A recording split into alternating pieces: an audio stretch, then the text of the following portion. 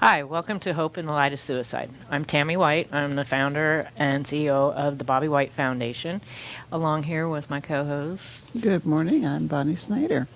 Welcome. We want to thank you all for joining us tonight, and of course, we want to thank John and Rob from WeBeam TV for helping us put this out there for you all. And also, if you want to help us, you can go to our web landing page for Kindness. You can either get there through our website has a link to that page, and there's all different levels of support that you can choose from, or you can click on that QR code there, and that'll get you there. And not to forget our T-shirts that are available. Our first one is kind of in honor of our Purple Folder program, and you can get those through the website. There's a landing page. You can order them directly from Gulfside Custom T-shirts, or contact us at the foundation office, and we do have some in inventory. So we have the last few shows, we've had some guests, so some really great guests. So we haven't been going, kind of took a pause on our book here. But before so we're going to get back into that. But before we do, I wanted to, I got a text message yesterday from my sister-in-law, Mary, the one that was on the show with us a few months ago. And she was watching the Today Show, Hoda and the Bush daughter. I don't know why her name is Jenna. I don't know why it couldn't come to my head. I'm like, I know that. Yes, I think it was yesterday or the day before, and she sent me a link to a website, and it was actually they had a guest on, and they were talking about grief, and it was this David Kessler. Oh, nice. And I went into the library at the foundation, and I was like, I think we have that book. And there's a clip on the Today Show. It's only about 5 minutes long where they talk with him, but he has this website, grief.com, and there are a lot of resources on here.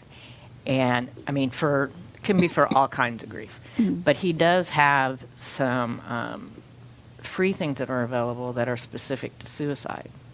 And I didn't have a chance to really get into it a whole lot, but I think we're going to want to, when we do the update on the Purple Folder, put that link to that website in there. Nice. It's tremendous. And he actually, he's been in the kind of grief counseling, or I don't know exactly how you want to term it, for many, many years.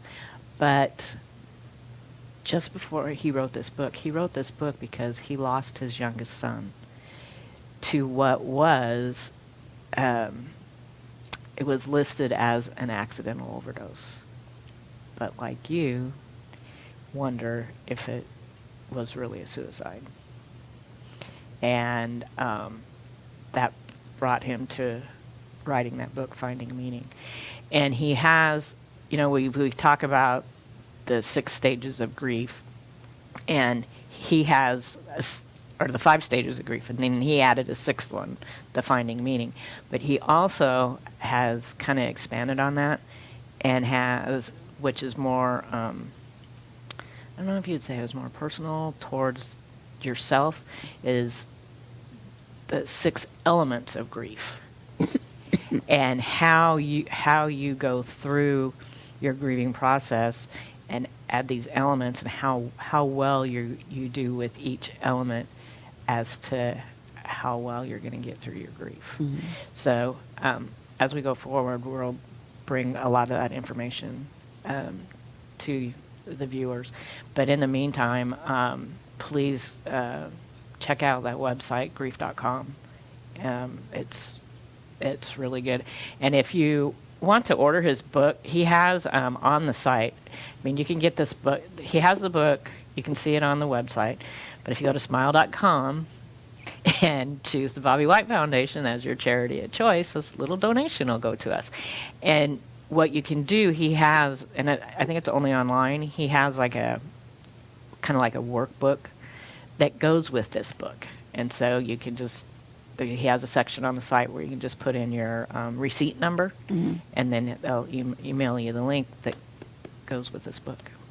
You know, I like the books that come with the workbooks as well, because it provides an opportunity to personalize what you're reading. You know, oftentimes, as you know, individuals are, you know, read this book. Here's a resource. You know, specifically with books, it's like, okay, I'm reading this book. It makes sense. But I find that the application, or, you know, the concepts that are being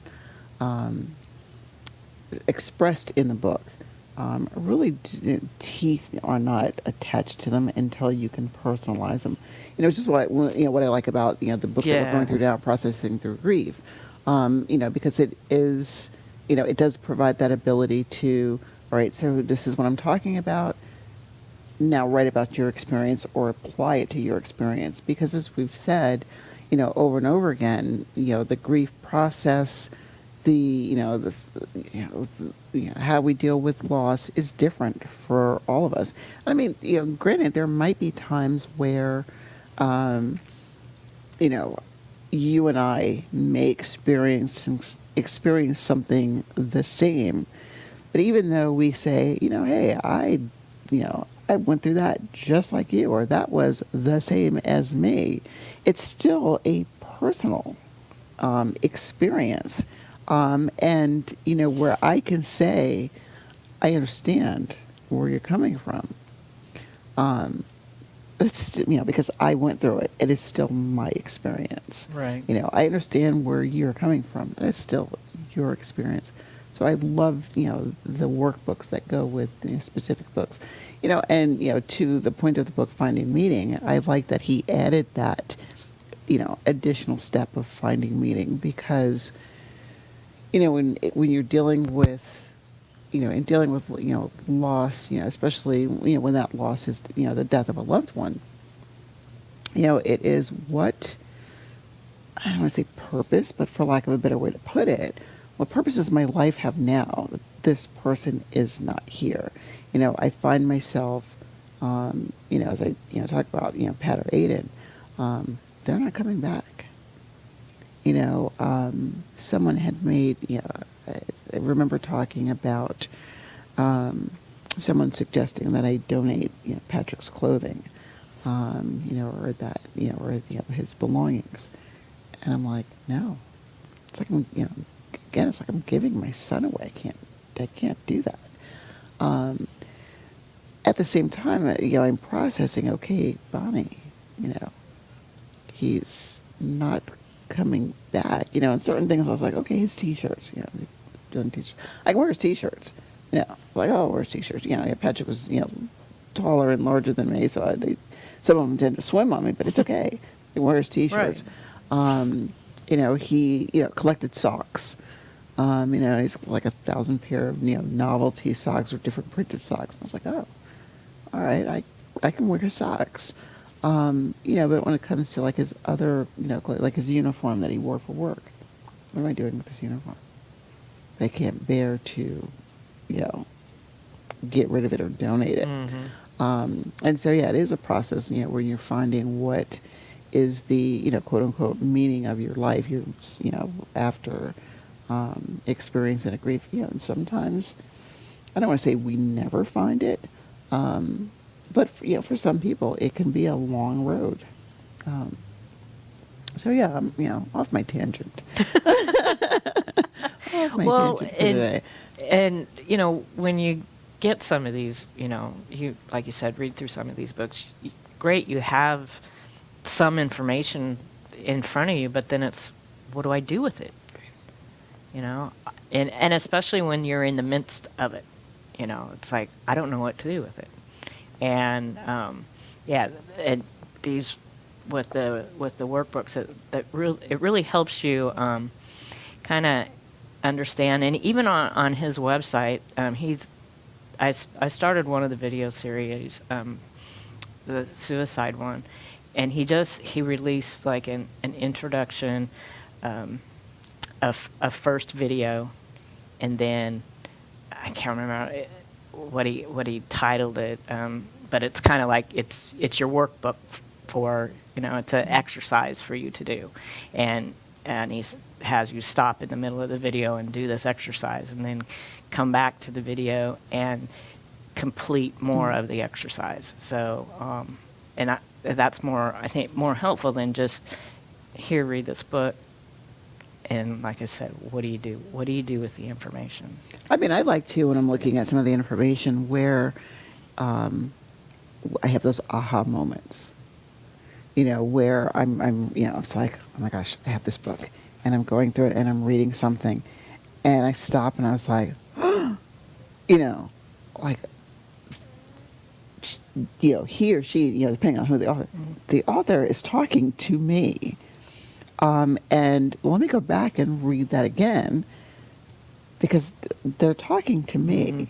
Where I have no idea who Bonnie Snyder is, never heard of him. All my books have like highlights and notes everywhere.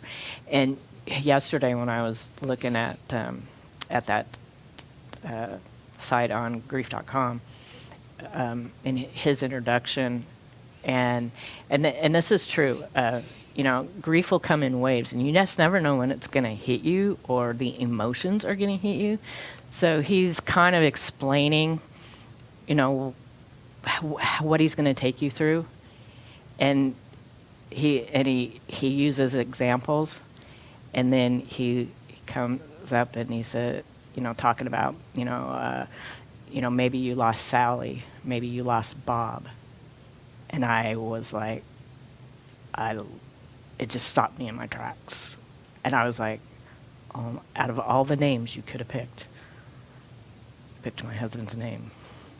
And then tears just, and I'm like I had to pause the video for a minute and compose myself, so otherwise I wouldn't have been able to see the video. I could have maybe heard it, but yeah.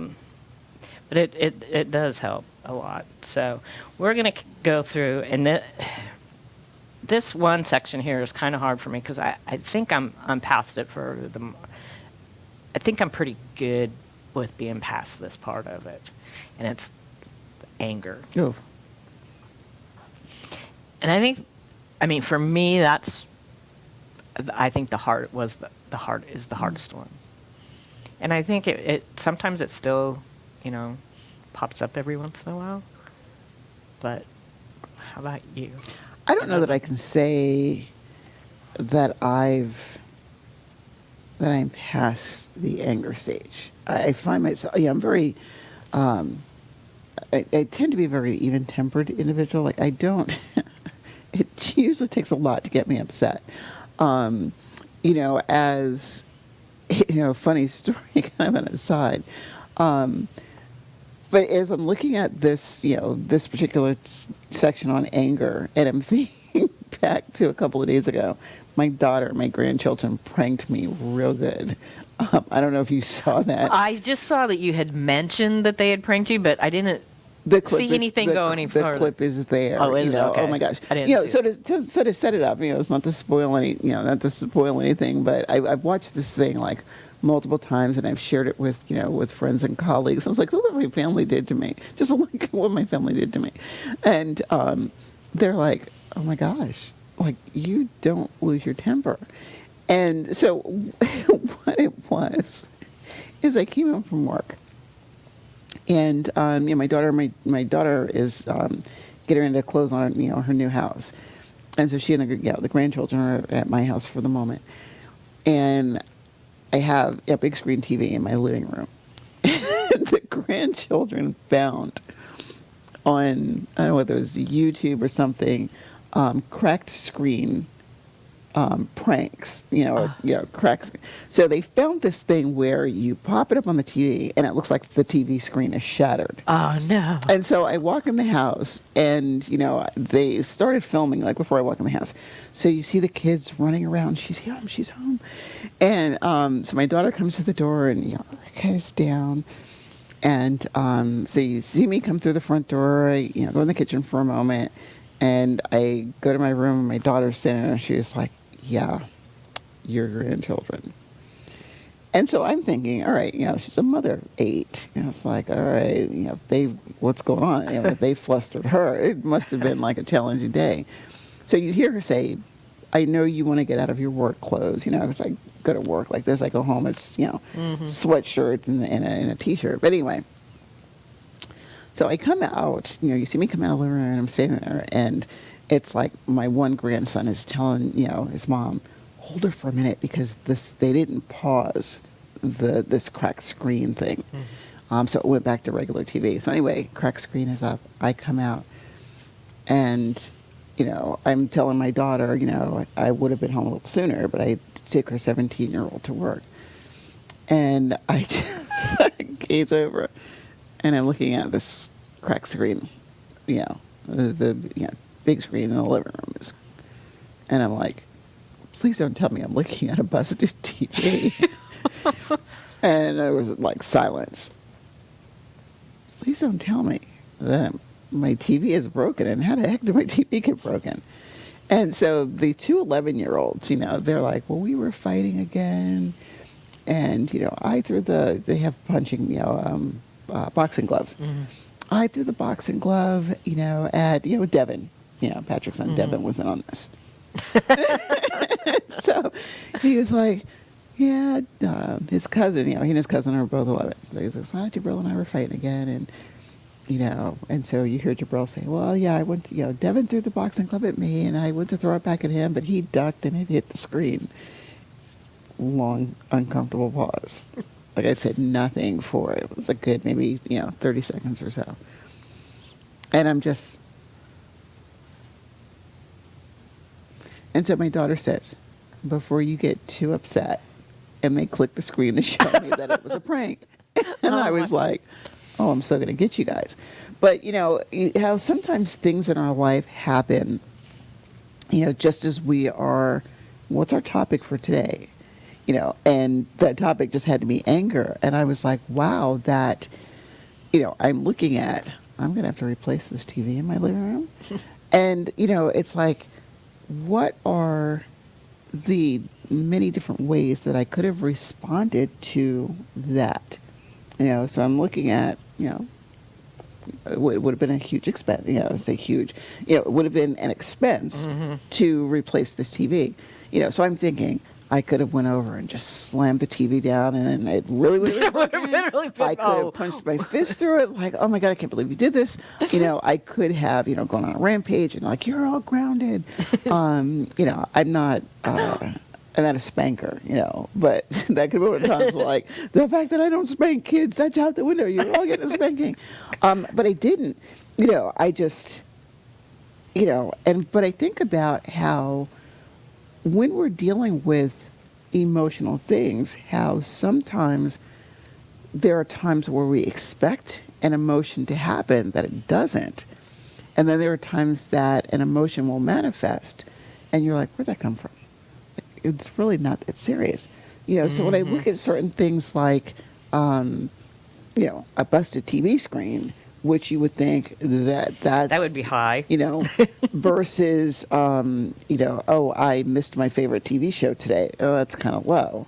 But I like what this, how this chapter started, where there's a quote by Mark Twain, where it says, anger is an acid that can do more harm to the vessel in which is stored than to anything on which it is poured. And I found that that quote so powerful because many of us, and I'm going to say, there are times myself included, we hold our anger in. We don't allow ourselves to experience it. We don't allow ourselves to process through it. And a lot of times, when I think of, groups when I'm, doing anger management groups, I always ask the question, albeit whether it's adults or even children, when you are angry, what do you generally hear from people?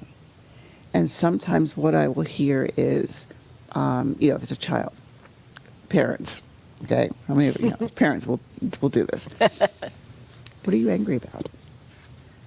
You should be in my shoes. Try going to work every day and having a mortgage and a car payment and all the things that I have to do. Try being in my life. You have nothing to be angry about. Your life is so easy. If, our children are upset, oh, you're upset? I will give you something to be upset about. I used to hear that. Exactly. I used to hear it's like, I'll give you something to cry about, or you haven't seen angry yet. And, as I sit back and I'm like, what is the purpose of vilifying anger?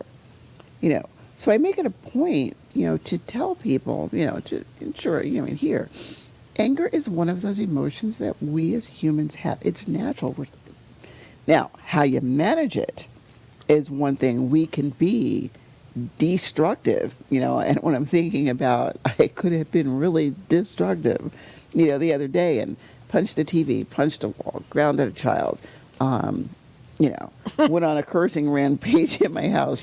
They would have seen horns, my grandkids would have seen horns coming in Nana's, head. Or it's like, okay, so how can I, process this at another level? And, my best friend, his name is Craig, I think about, all right, so, there was, I think I told you about the scratch on his truck. And I'm like, okay, so we put this in the same context. Could have been very angry, but the thing of it was, it's just a truck. It's just a TV. We can replace that. It's just, it is just a thing. It's okay. And, oh my God, I'm feeling, I don't know. I'm like, ooh, this has been a week. This has been a week. But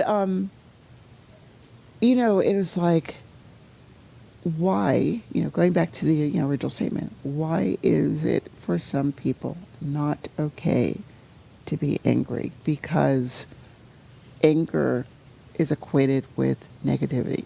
Anger is created with badness. So instead of, well, let's process why you are angry. Let's process where the anger is coming from. What's the reason behind it? It is, don't do it. Stuff it. Well, and in here they say feelings of anger over what you cannot control are normal. Yes. So they also have, what does anger look or feel like? An intense, often explosive emotions, arguing with family and friends, impatience, resentment, becoming easily frustrated or overwhelmed, questioning the reasons for the loss,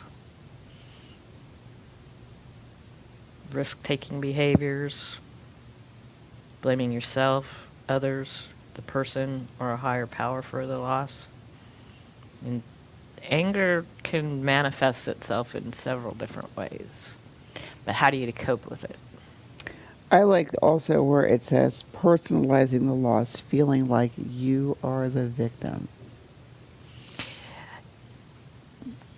Yeah, we, a childhood friend of Bobby's played that card. That Bobby did this to him. And that was very frustrating for me. Because, and then it goes to even maybe on my part, and some other people feel this too, that you look for someone else to blame.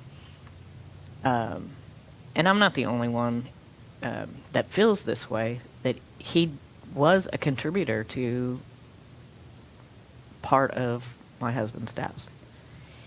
And then when it did happen, it was all about him. And Bobby did this to him.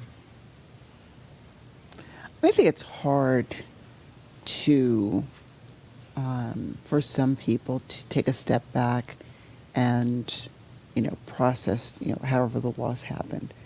When I think of, say Aiden for a moment, um, you know, members of the family, went through the, how could you do this to me? Some of his siblings angry with him, like just furious with him. Some of the expletives that came out of, grandchildren's mouths as it related to, he's so stupid. I can't believe you did this, and that, an intense anger at Aiden. And, as this was going on, other, family members were, well, where's this coming from? And it, took that, it's a process, it's okay. So, and I know we'll get into, that emotion, as we process through the book, or as, we continue through the book. But I find sometimes that anger and guilt tend to coincide with one another. When I think of, do a flip, with Patrick's death, and having the individual, who credits his sobriety with Patrick's death, it's like, oh, Patrick's, and debating, to, have him come on and share that, because it is I feel it's a powerful story. But I remember when, it was him as Rob, when Rob came over, about a month after, Patrick died, to talk to me about his role in Patrick's death.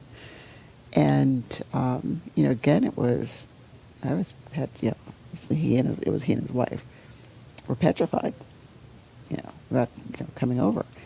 And I find that, yes, I could have, very easily, went to that immediate anger, get the heck out of my house. I don't, just I don't want to talk to you. You're responsible. This is your fault. If you would have not done A, Patrick would not have done B, and if B would not have happened, then at the same time, where when in the beginning of the segment when we're talking about, I process through my own anger. The other times that even myself that I'm like, darn it, Bonnie, if you had not gone to Jersey, darn it, Bonnie, if you would have rented a car, you're going to be gone for the weekend. If you'd have rented a car for a weekend, so he had a car to get back and forth. Darn it, if Devin had not gone to my daughter's for the weekend, this is, your fault. And I'm still, find myself oftentimes, kind of doing that pendulum shift between I've forgiven myself to back over here, I haven't. Especially, this, his birthday week is when I'm more on that, I haven't forgiven myself. The emotions are much more intense during those times. Thinking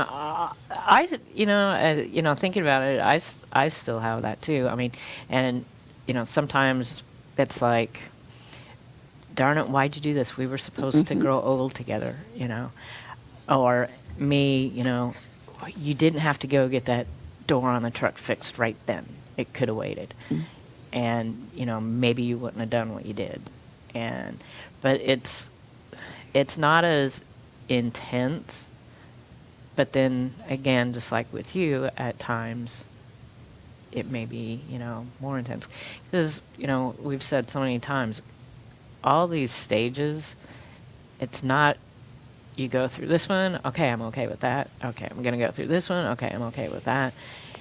And you just keep moving on. It doesn't work that way. You're right. It's not like going on a road trip where I'm going from point A to point B, and I use say driving from when I was living in Kansas, driving from Kansas to New Jersey, for example. It's not like, okay, we're on this road trip, and okay, we've just passed through Missouri, and Missouri's in our back window. Not going back to Missouri now, of course, until we make the trip back. Turn around, yeah. But let's just say if it was a one-way trip, I just passed through Missouri. I'm not going to Missouri again. Now I'm in, what is it? I think Indiana, or whatever state comes afterwards. Okay, just, you're right, and we have said this, those grief processes don't work like that. Sometimes, I've just passed through Missouri. Wait a minute, got to make a U-turn and go back to Missouri because there is something left undone or something triggered. Yeah. Exactly. Yeah, it's and it, I think that as time goes on, I don't think it ever really goes away. It may lighten up a little bit, but I don't think that, like you said, you're not going to go from point A to point B and not circle back around at any time, and you don't know when it's going to happen. Right. You just don't. So we the best thing to do is, I guess, learning how to cope with the anger. And she says here, to cope effectively with any angry reaction, find healthy methods for releasing the anger. Now, that doesn't mean just, okay, the anger's gone and I'm never going to have it again. It's releasing the emotion in a healthy way. Exactly. And, that's what, I talk about, when I do, the anger management classes. Let's think of ways to express the anger constructively and not destructively. But I like to, what she talks about, and when we are dealing with anger is, this first sentence of her section, dealing with others, where she says, initially, when we express our anger over a loss, people understand our frustration, but over time, others' patience for our agitation will wear thin. Although anger does not cause people to run in the other direction like sadness does, our friends and family will only explain our feelings away for so long. And again, it goes back to, anger being one of those emotions that, okay, if I'm sad, people want to, they want to hug me and they want to, pat me on the back and shower me with love. Oh my gosh, Bonni, I'm so sorry for this. And, if only I could take away your pain. But, not using myself as an example. However, if that emotion is, expressed through anger, it's like, all right, you know what? I've had enough. After a while, Yeah. you know what? I can only deal with your temper tantrums for so long. I mean, think about it, with our children. If our children, fall down and scrape a knee, we, go into mommy mode. I'm a mother. We go into that mommy mode and like, oh my God, let mommy kiss a boo-boo, and, do everything we can to make them feel better. But if our children are angry about something, all right, guys, it's time to get over it. It's, like, it's not that serious. Right. Well, she has some ways that you can release some of that negative energy. Mm-hmm. Like, just allow yourself to be angry and let it out. Yeah. You can't, it's like, you can't keep all these bad emotions locked up inside. It'll eat you from the inside out. I'm a stuffer. Yeah. I am a stuffer. I internalize a lot. And, to your point, yes, that can be very, very destructive. And I may have, learned through my own personal experiences. Bonni,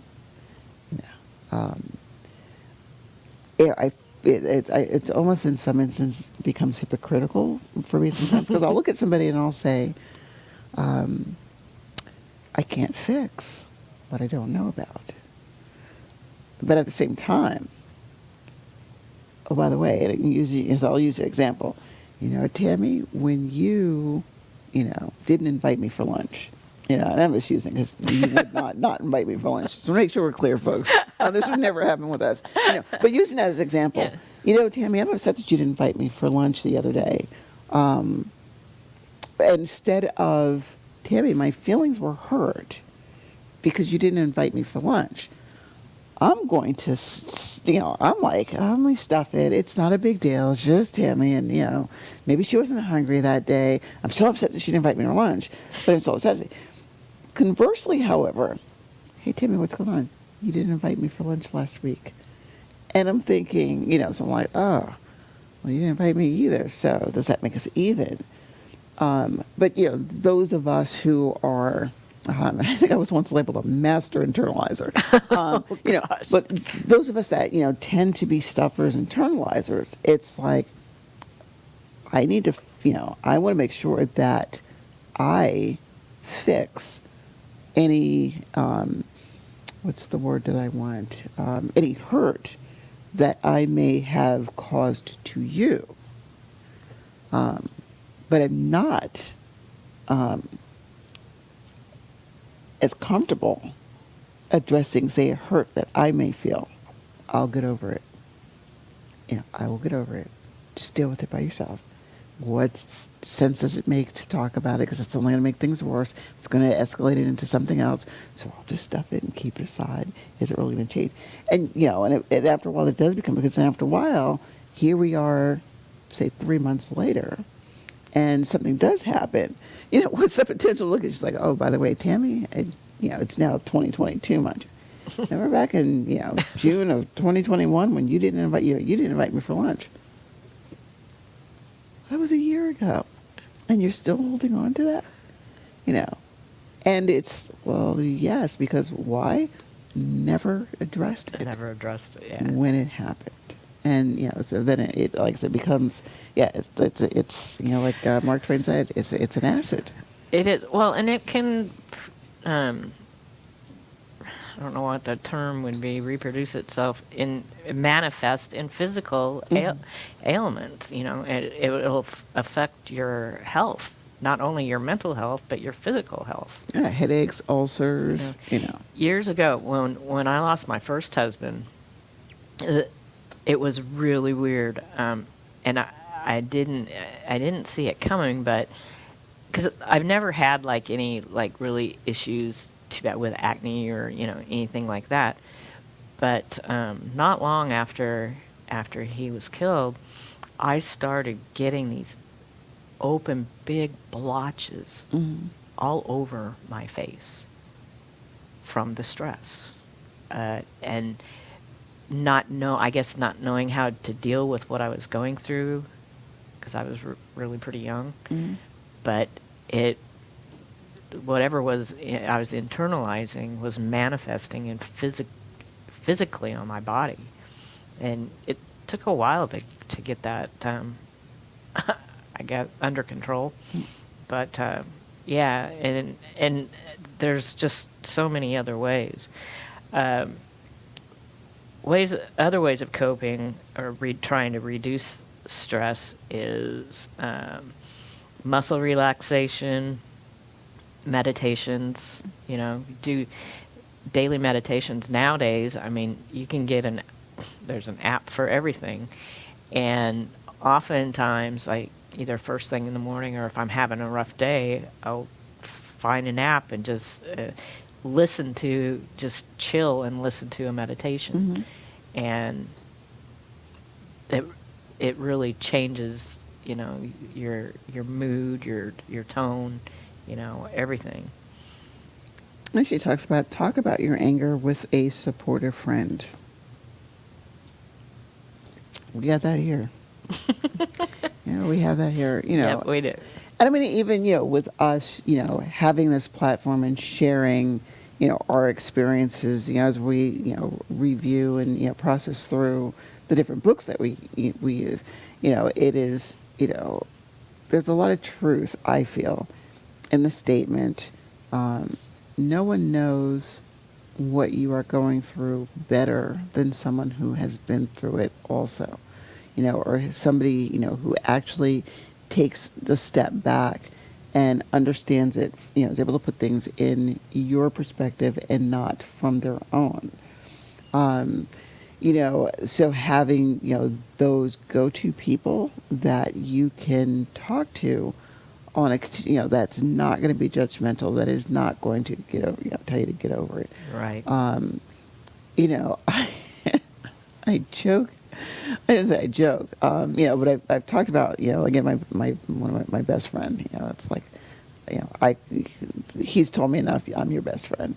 But you know, the truck guy. Craig, yeah, that's Craig. But I was talking to him about something, and you know, we were just chit chatting, and I forget what the topic was, and this was, after, we got the truck out of the shop and it's repaired. And he was like, I really wanted to put the sticker on the truck. But anyway, I just remember looking at him and saying, you are the most rose-colored glasses individual that I've ever met. And he looked at me like, what? And I said, no. I said, he's an early riser like me. So, he'll text me in the morning, coffee with question marks. Now, I'm typically not a coffee drinker. Like, I don't drink coffee, but I'll drink coffee with him, Mm-hmm. So I'll walk the 10 paces across my lawn, to his house. And, we'll sit there and we'll chit-chat about certain things. And, I'm like, it's nice knowing that I could look at him, and I could say something, I've just had the worst day ever and blah, blah, blah, blah, blah. And, he'll look at me and go, I get it, buddy. It's okay, buddy. Well, what about this? And I'm like, what? Like, how do you just naturally go to the good in everything? Or, I have another good friend who's, he's a mentalist. Mentalist, I don't want to say magic. Well, yeah, magic. He's magic, and, most guys can bend a spoon with his mind. Ms. Greg, he always sends me the joke of, a joke or a meme of the day. And, they're always very humorous. And again, when I'm sitting back, whenever I know I'm having a rough day, I can, go to my, text messages or my private messages. And I have to make sure I get the names right. Greg sent me today. Or, you know what? I really need somebody to talk to. Let me go across the street and talk to Craig. And sometimes I switch the names. I'm like, no, you're not Greg. You're Craig. Or you're...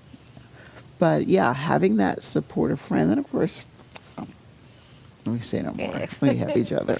Yes, we do. Well, and, that's one of the, actually one of the elements that I had mentioned with David Kessler's information is to have, make sure you have a supportive community. Yes. And I think it's like one of the top ones that he has of the 6 elements for helping yourself, get through the grief. And in the little work area in this book has a section here. Do you have feelings of anger or disappointment? Are you okay with these feelings? What are you going to do with these feelings? Take some time to explore your feelings of anger, disappointment, or frustration. But it is also useful to find balance, so consider feelings of gratitude as well. On the following page, use the prompt to think about some things you can be grateful for today. So it starts out with, I'm angry that, and you can feel right in that section there. And then on the following page, I made it through the day, I'm grateful for, and write down what you're grateful for. And, when we think about that grateful, if you remember back when we had Debbie from NAMI, every day Debbie does her grateful 3. Yes, she does. I'm grateful for that. And, I remember when we asked her, why do you do that? And it just, it's like, wow, was she thinking about you, Debbie, when she wrote this book and said, let's talk about what we're grateful for.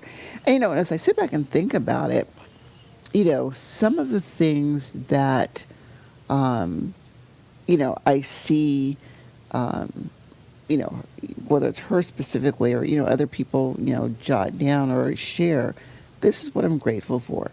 Like one person was like, I'm grateful that it rained today. I think we'd all be grateful for that. Because, or I'm grateful for the sunshine, because I just needed to walk outside and feel the warmth of the sun on my face. Somebody, put, I'm grateful for, that flower, that I saw, blooming in my flower pot. and then of course some of them get a little more deep. I'm grateful for my friends. I'm grateful for having a job. I'm grateful that, the masks are coming off, this whole host of things. Because we do often sometimes tend to get so immersed in, the crappy things that's going on in our lives, the negative things that are going on around us, that we don't take a moment that says, okay, you know what, this, is negative. I'm upset about this. I'm angry about this, but at the same time, I'm grateful for this. I'm angry that I thought my TV was broken, but I'm grateful that, I have a family that, full of comedians that, it's like, hey, let's make Nana laugh, And like I said, I'm still talking about it, I'm still laughing. I was like, I can't believe they did this to me. I need revenge now. How do I get revenge on them all? Yeah, you're going to have to come up with a really good one. I know. I never even heard of anything like Oh, that. my That God. is just, yeah. That's, And the 6-year-old was in the 6-year-old. Like, I'm sitting there thinking, how do I prank a 6-year-old now? But anyway, yeah, it's like, being grateful for things like that. I'm grateful for humor, and when we talk about all the time, I'm grateful that we have this platform. Grateful, to John and Rob. grateful we have great friends like John and, yeah. It's, I'm grateful for my cats, even though they irritate me sometimes. I have one that him and Bobby were just so tight. Mm-hmm. My little black cat, Jack. Jack has his own Facebook page now. Does he? Yeah, it's called Just Jack.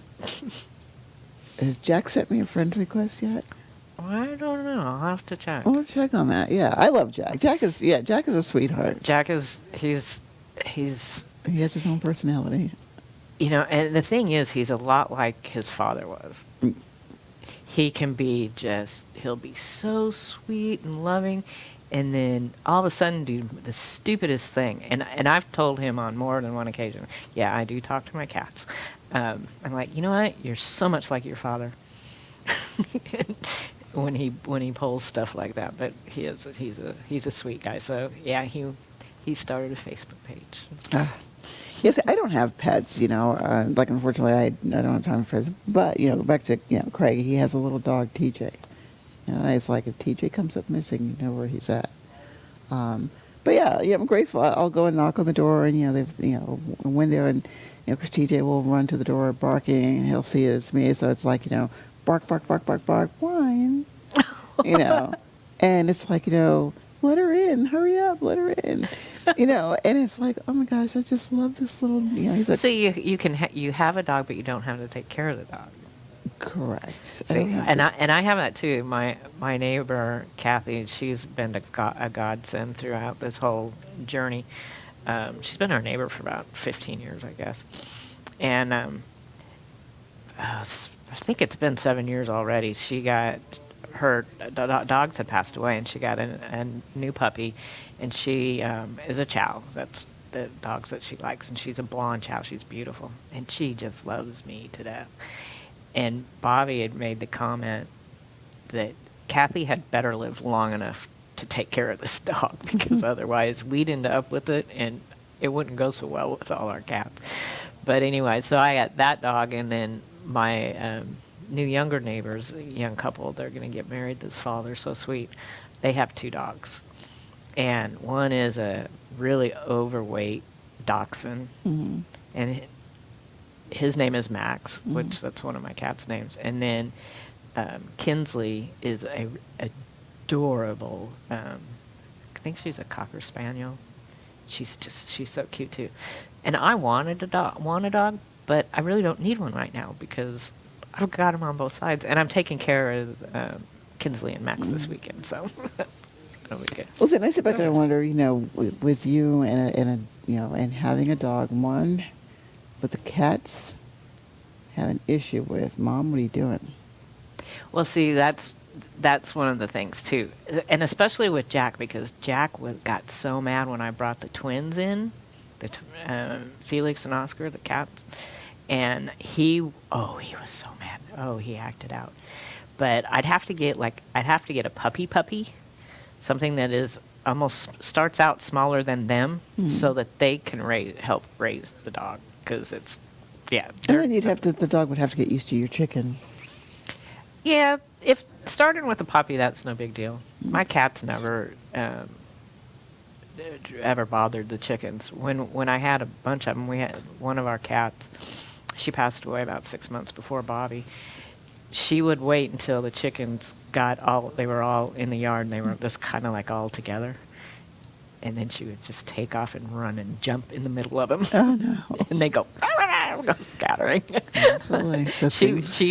She loved messing with them, but they never ever hurt any of them. Never did. The things we're grateful for. So, yeah. Things we're grateful for. Yeah. Even in the midst of all this, you can always find something to be grateful for. Even just the little things. I mean, even the huge things. I mean, strangely, I can almost find myself saying that I'm grateful for the pandemic. And I'm like, what did you just say? Yeah, I don't think you. What did you just say? Look at it. I mean, if you look at it from this perspective, and coming from it, from a positive spin kind of thing. What did this year display to us? What did this year show us? And especially, when you're looking at, experiencing loss and grief. This year, this pandemic showed us that we are resilient. True. This pandemic showed us that sometimes life throws a huge curveball at us. But you know what? We have a big enough catcher's mitt that we can catch it.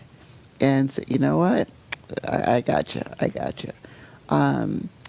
The other thing for me, what I found through, being, locked down and locked in, and, that we still have that ability to remain connected. Now, yeah, there are some of us that are like, when I think about, our guest Rod, when he was on, and I was like, we can do this by Zoom or you can do it in person. And, and he echoed the sentiments. I think a lot of us are, I'm so zoomed out. I want to do in person. And I find, people saying, I'm zoomed out. I can't wait to get back in person. At the same time, it showed us, again, our unique ability to overcome anything. Right. And the in-person thing, Tuesday, we were at another function. A function that, for the first time in almost a year and a half, an organization that we're a member of, West Pasco Pinellas Business Association, WPBA. We had our first in-person general meeting on Tuesday. And a lot of the people there, we haven't seen in a year and a half, And everybody was just so excited and to see people, and it was amazing. And I'm a member of the Friday and the Tuesday group. And our Friday group, I'm a member with the foundation. And it was funny because a couple of the people that joined during the pandemic. Mm-hmm. So we only saw them on Zoom. So you see them, you know them from here up, Mm-hmm. So one of the guys, he had to introduce himself to me because I thought he was like not much bigger than me, maybe. And here he is. I was like, he's like, oh, I'm Vito, and I was like, oh my gosh, that's not what I imagined, because I've only seen him from his shoulders up, and he's this big, tall, muscular guy, And I was like, not what I thought, But seeing all our old friends and like I said, people we haven't seen in a year and a half. Oh yeah, it was wonderful hearing people say, I can finally see you in person. Yeah. Or like you said, people that we only knew via Zoom, and the joke was, this is what you look like in person. It's like, yes, you actually, catch me up, not in a t-shirt. Because a lot of times, Friday mornings I'm at home. Oh, yeah. So I'm very casual, it's like a t-shirt and jeans. Oh, yeah, you get to see me dressed up now. I don't think I've ever seen you like this before. But yeah, again, taking, an experience that is extremely negative, and turning it into a positive, finding the bright side of things, and, with that, giving out those reminders of, if you or yourself are suffering, or someone who needs, a resource or a reach out. There's so many places that you can call the foundation. There are hotlines. There are, organizations, specifically for this. So yeah, don't be afraid to reach out. No, don't. As you'll find out, you're not alone. There's a lot of people, and they're willing, even though this isn't a choice that we really wanted to make, but we're in this with you. Absolutely. So, yeah, there's the hotlines. Please put the National Suicide Prevention Lifeline in your cell phone. You never know when somebody might need it. And we want to thank you for tuning in, and just remember, there's always hope. So thank you so much.